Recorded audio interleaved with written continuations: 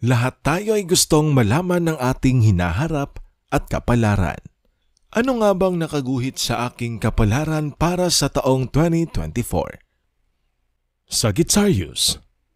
Para sa mga taong ipinanganak na may zodiac sign na Sagittarius, ang taon na ito ay magdadala ng mga pagkakataon na dapat mong tanggapin ng buong pusong may kasamang iyong kakayahang adaptasyon at pangarap na matawid ang mga hamon. Ang taong 2024 ay magdadala ng maraming kasiyahan, paglalakbay at pag-unlad. Karera. Sa aspetong profesional, makakaranas ka ng pag-usbong at pag-unlad. May mga proyektong darating na magbibigay daan para sa iyong mga ideya na mapanindigan mo. Ngunit kailangan mo ring mag-ingat sa pagkakaroon ng labis na ambisyon.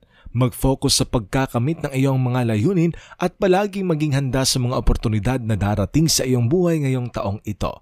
Sa aspeto ng pinansyal, magiging maganda ang takbo ng bagay. Ngunit huwag kalimutang mag-ipon at maglaan ng ekstrang pera para sa iyong kinabukasan at ng iyong pamilya. Pag-ibig. Sa pag-ibig naman, maaaring makatagpo ka ng mga espesyal na tao na magbibigay liwanag sa iyong mundo. Kung mayroon ka ng kasintahan, mas mapapalalim ang inyong pagmamahalan. Ngunit hindi rin maiiwasan ang ilang mga pagsubok sa komunikasyon, kaya't siguraduhin maging bukas sa pag-uusap. Magkakaroon ka rin ng mga pagkakataon na mag-iba-iba ang iyong priorities sa pag-ibig, kaya't maging handa sa mga desisyon na kinakailangan mong gawin. Para naman sa mga single Sagittarius, paglaanan mo muna ng panahon ang iyong karera. Huwag magmadali sa paghahanap ng pag-ibig. Mag-focus ka sa pagpapabuti ng iyong sarili, maglakbay at mag-explore ng mga bagong karanasan. Huwag ikumpara ang iyong sarili sa iba at magtiwala sa proseso ng pag-ibig.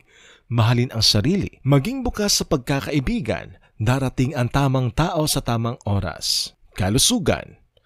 Maglaan pa rin ng oras para sa iyong kalusugan at kagalingan. Ang pisikal na kalusugan ay makakatulong sa iyong pisikal na pagsasagawa at makakapagbigay ng kahandaan para sa mga pag-akyat sa bundok o mga adventure. Huwag na huwag mong kakalimutang magpahinga at sumailalim sa mga regular na check-up. Eto pa, ang mental na kalusugan ay mahalaga rin. Kung kaya't maglaan ng oras para sa pag-meditate at mag-enroll sa mga paaralan para sa personal na pag-unlad. Paglalakbay.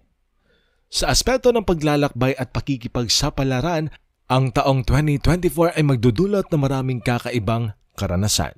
Mag-explore ka ng mga bagong lugar at kultura. Ang mga malalayong biyahe ay maaaring magbukas sa iyo ng mga bagong oportunidad at makapagbibigay ka rin ng kakaibang kaalaman. Magiging mas maligaya ka kung mas magiging active ka sa kalakal at paglalakbay.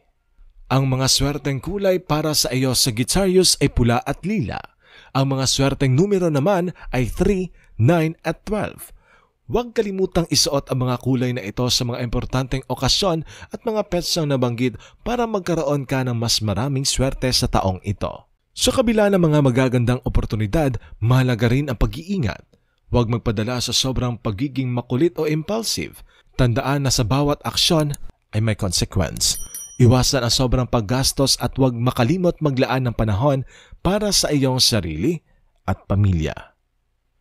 Sa pangkalahatan, ang taong 2024 ay magdadala ng maraming pagbabago at pag-usbong para sa mga taong ipinanganak na may zodiac sign na Sagittarius.